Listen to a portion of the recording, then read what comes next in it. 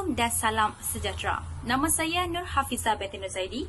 Nama matrik saya ialah 10 DLS 18F1080. Pada video ini, saya dan ahli rakan yang lain akan membuat pengulasan mengenai kes jenayah yang berlaku di Malaysia. Seperti yang kita dengar, penculikan dalam undang-undang jenayah berarti mengambil seseorang tanpa kerelaan, biasanya bagi menahan tanpa kebenaran ataupun tanpa menurut undang-undangnya sah. Objektif yang dapat kita lihat hasil daripada video ulasan ini adalah untuk memberi pengajaran dan kesedaran kepada anak-anak dan juga ibu bapa. Ibu bapa perlulah mengambil berat dan memberi tumpuan ke atas anak-anak mereka agar tidak menyarankan anak-anak mereka keluar secara bersendirian. Golongan yang kedua adalah golongan anak-anak. Kes penculikan di Malaysia ini tidak mengira usia maupun jantina. Seperti yang dapat kita lihat dan dengar daripada kaca televisyen, media massa, surat akhbar dan juga radio. Kes-kes jenayah yang melibatkan kes penculikan ini semakin menjadi-jadi di Malaysia. Pada tahun 2007, Malaysia telah digemparkan dengan kes penculikan dan mangsa telah dibunuh secara kejam. Sehingga hari ini, tragedi kejam ini masih tidak dapat dilupakan. Nurin Jazlin Jazimin, tiada siapa yang boleh melupakan kes kekejaman yang menimpa adik Nurin Jazlin. Nurin yang berusia 8 tahun itu telah dilaporkan hilang selepas keluar ke pasar malam berhampiran rumahnya di Seksyen 1 Wangsa Maju untuk membeli krit rambut pada 20 Ogos 2007. Namun, pada pagi 17 September 2007, sebuah beg sukan telah dijumpai seorang pemilik kedai yang ditinggalkan di hadapan rumah kedai di Petaling Jaya. Apa yang lebih mengejutkan, isinya ada di dalam beg itu adalah sekujur mayat kanak-kanak yang tidak berpakaian dan tidak dikenali. Hasil bedah siasat mendapati pembunuh telah memasukkan timun dan terung ke dalam kemaluan kanak-kanak malang itu. Rentrum kanak-kanak itu pecah dan dijangkiti kuman. Bukan itu sahaja, fizikal kanak-kanak itu ditemui dalam keadaan kurus kering dan terdapat beberapa kesan lebam di tubuhnya. Semasa sesi pengecaman mayat di hospital, ibu bapa mangsa menyangkal dakwaan bahawa kanak-kanak itu merupakan anak mereka. Walau bagaimanapun, ujian DNA telah mengesahkan mayat tersebut adalah Nurin Jazlin. Jenazah Nurin Jazlin telah dikebumikan di tanah perkuburan Islam Taman Ibu Kota Gombak. Meskipun kes ini himpit dengan pelbagai kemungkinan, suspek yang melakukannya masih belum tertangkap dan kes ini masih lagi dibuka sehingga kini.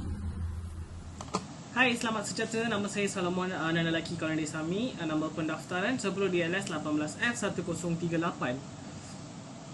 Dalam rakaman video ini, saya akan mengutarakan kesan serangan seksual. Kesan serangan seksual boleh menjadi amat dahsyat dan banyak kes serangan seksual berakhir dengan kematian mangsa.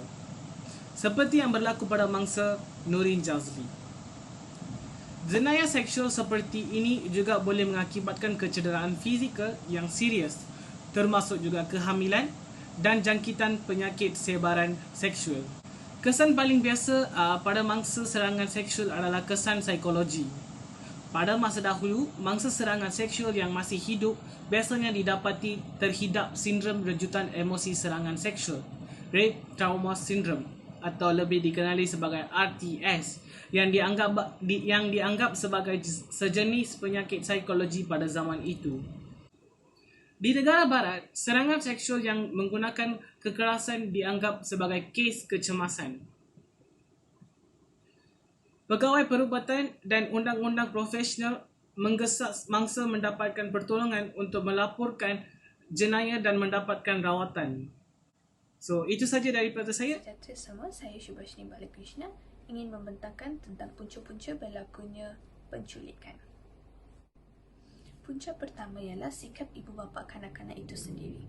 Ibu bapa terlalu sibuk dengan kerjaya masing-masing sehingga mengabaikan tanggungjawab kepada anak-anak mereka. Mereka juga meletakkan tanggungjawab menjaga kebajikan anak-anak kepada orang gaji semata-mata. Terdapat juga ibu bapa yang gagal memberikan kasih sayang serta penjagaan yang sepenuhnya kepada anak-anak mereka. Mereka juga langsung tidak kisah terhadap perkembangan anak-anak. Hal ini memudahkan penjahat untuk mengambil kesempatan terhadap kanak-kanak yang terbiar. Punca seterusnya ialah pencuri juga ingin mendapatkan wang tebusan dengan cara yang mudah dan lumayan.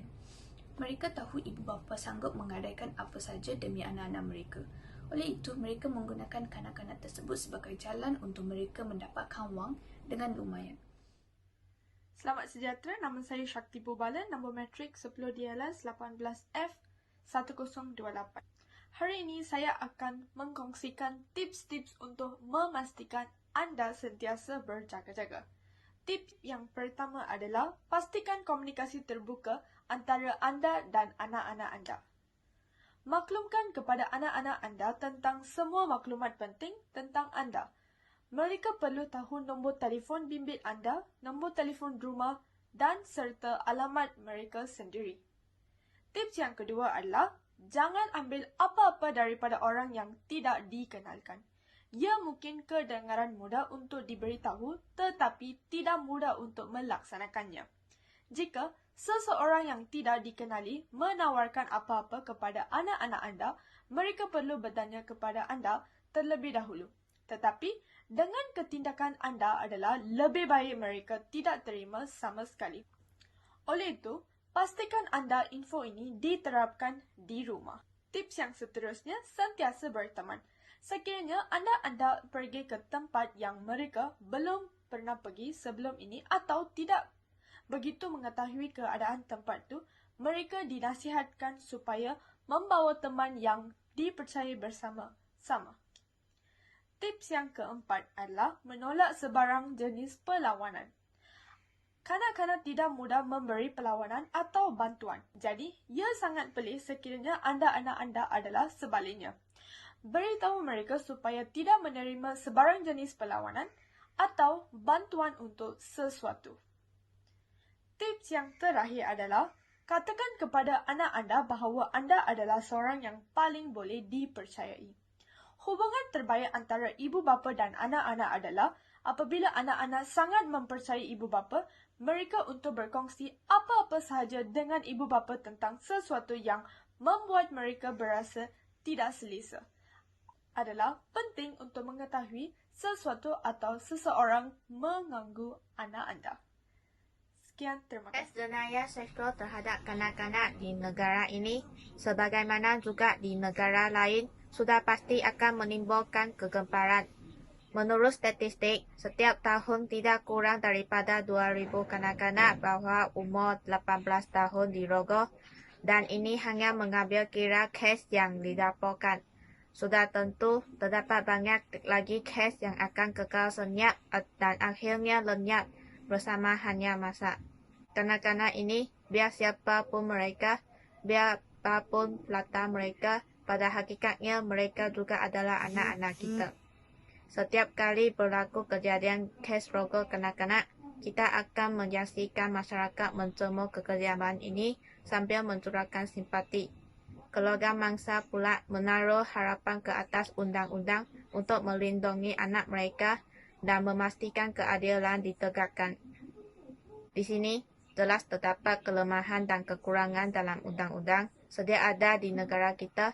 Justru pemandangan dari segi badan perundangan tertinggi, banyak lagi yang boleh kita usahakan untuk memastikan gejala ini dapat dibentong dan dikurangkan. Oleh itu, saya harap agar Akta Kanak-kanak tahun 2001 boleh dipindah bagi melarang atau menggenggang tidak mendekati kawasan-kawasan seperti sekolah atau pusat penjagaan, taman permainan dan sebagainya, ataupun bekerja dalam persekitaran yang membabitkan kanak-kanak. Cuba bayangkan jika mereka menjadi pendidik atau pengasuh kanak-kanak. Sebagai seorang pelajar, saya percaya bahawa jenayah seksual kanak-kanak tidak boleh diambil ringan dan yakin bahawa ahli-ahli yang lain juga turut setuju. Justru, saya menyeru agar kerajaan segera mempertimbangkan cadangan-cadangan di atas agar kita dapat sama-sama membasmi gejala yang sungguh menjijikkan ini.